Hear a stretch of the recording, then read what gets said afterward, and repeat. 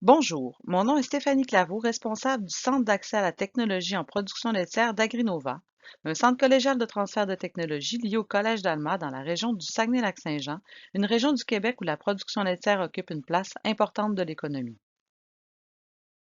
Agrinova est un CCTT dédié à l'agriculture qui a été fondé en 1996. Depuis sa création, l'équipe d'Agrinova travaille en étroite collaboration avec les acteurs du milieu afin d'assurer l'accessibilité au monde de la recherche à tous les types d'entreprises, des plus petites aux plus grandes. Nous réalisons des projets de recherche appliqués, de transfert technologique et d'aide technique directement dans les entreprises, ce qui facilite le transfert d'informations, leur assure l'accès au savoir et leur permet de réaliser que la recherche et l'innovation est accessible à tous. Agrinova supporte deux CAT. Je vous présenterai donc ici le CAT en production laitière et laisserai l'occasion à mon collègue Régis Pilote de vous présenter le CAT en biochar. Dans notre CAT en production laitière, nous réalisons plus d'une dizaine de projets par année. Les idées de projet peuvent provenir d'un ou plusieurs producteurs laitiers qui désirent expérimenter une nouvelle technologie.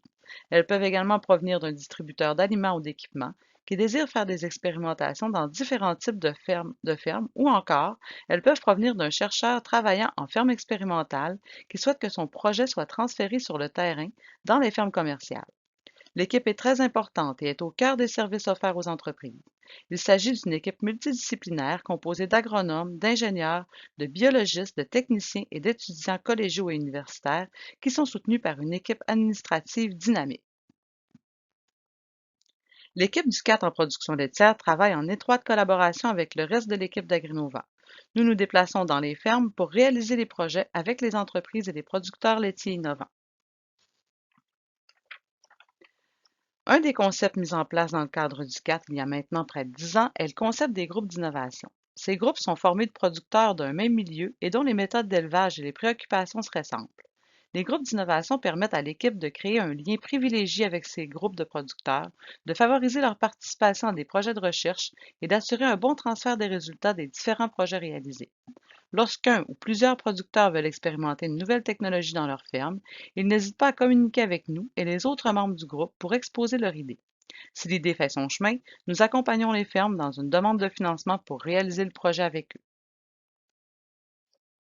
Le fait de réaliser des projets de recherche directement chez les producteurs dans leur ferme comporte certains défis évidemment. Par contre, ça amène également tellement d'avantages que nous sommes devenus au fil des années excellents pour surmonter les petits défis rencontrés. Parmi les nombreux avantages, le plus important est certainement que le fait d'inclure les producteurs dans la réalisation du projet nous permet de voir rapidement s'il s'agit d'un projet applicable à la ferme et si ça rencontre les besoins et les attentes des producteurs. Un autre avantage est que ça nous donne accès à tous les types de régies ainsi qu'à tous les types de systèmes de traite. Il est important de mentionner que bien que plusieurs fermes soient déjà bien habituées à travailler avec nous, il nous fait toujours plaisir d'initier de nouvelles fermes au monde de la recherche.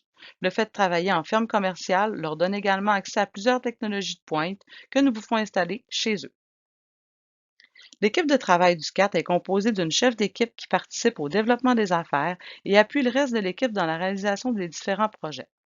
Les projets, quant à eux, sont menés par des chargés de projet qui s'occupent de réaliser la demande de financement en collaboration avec le chef d'équipe et les professionnels de recherche.